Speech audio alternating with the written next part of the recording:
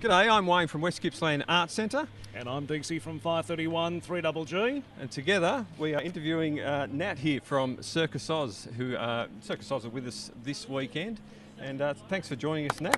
It's a pleasure to be here. Let's see whether or not you can answer this.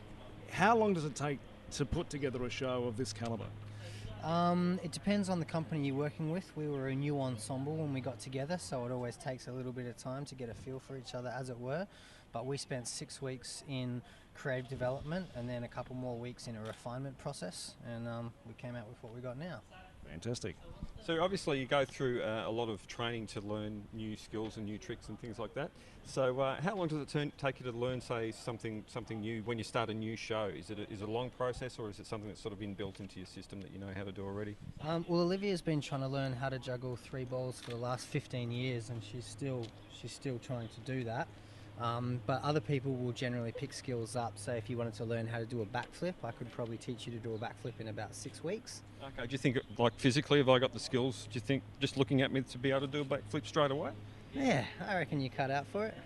Well, that's news to me. Red hair, is that mandatory for joining the circus, or just... No, just lucky. Just lucky, I guess.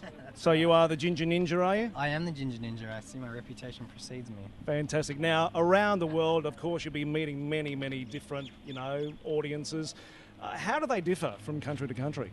It's funny, there is definitely like a cultural divide, especially when it comes to humour.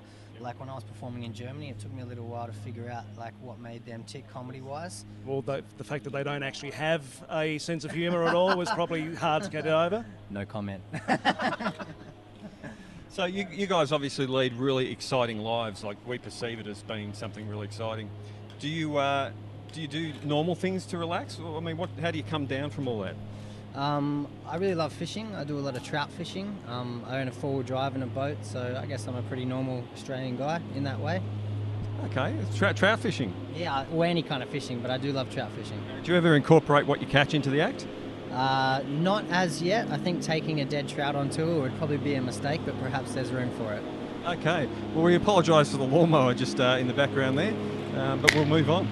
Have you ever tried to sort of do an interview with a lawnmower in the background? This is a first. How about you? No, it is a first for me as well. I'm just sort of thinking maybe we could get him to sort of mow a little bit of the chest hair that you got sort of going on here. Extremely jealous, because for me, I can't grow any whatsoever, let alone ginger. But have you ever got to a point where when you're actually on stage, and because of course it'd be so choreographed what you guys do, have you ever forgotten where you are and gone, oh my God, what am I supposed to be doing next? Yeah, that does happen, and it does. Yeah. Every now and again, like you will just blank out, and the sheer terror and panic standing in front of 700 people waiting for you to do the next thing is indescribable.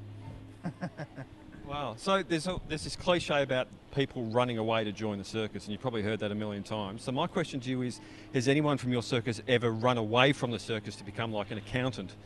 It's funny you should say that. There are a few of my friends. A friend of mine owns a whiskey bar now in Melbourne. Another friend of mine is now a physiotherapist. So yeah, we do run away from the circus upon occasion. Wow. I just had this vision of circus people being accountants because like they'd be able to juggle money and sort of, no? Okay. Well, actually, it's a long-running joke in the circus industry that if you have children, they're going to rebel and they will probably be accountants. Well, there you go. It's sort of the opposite for rock and roll. So we'd just like to let you know that Circus Oz is going to be at West Gippsland Arts Centre, hitting the stage on Friday night at 7:30, Saturday afternoon at 1 p.m. and Saturday evening at 7:30 as well. And we can't wait for it all to happen. So this is Wayne Dwyer from West Gippsland Arts Centre. And Deak from 531 3GG. And Nat, and also we have Olivia over there who's been hovering about. So don't forget to share this video on Facebook. Tell your friends. We'd love to see you for Circus Oz this weekend. Cheers, guys.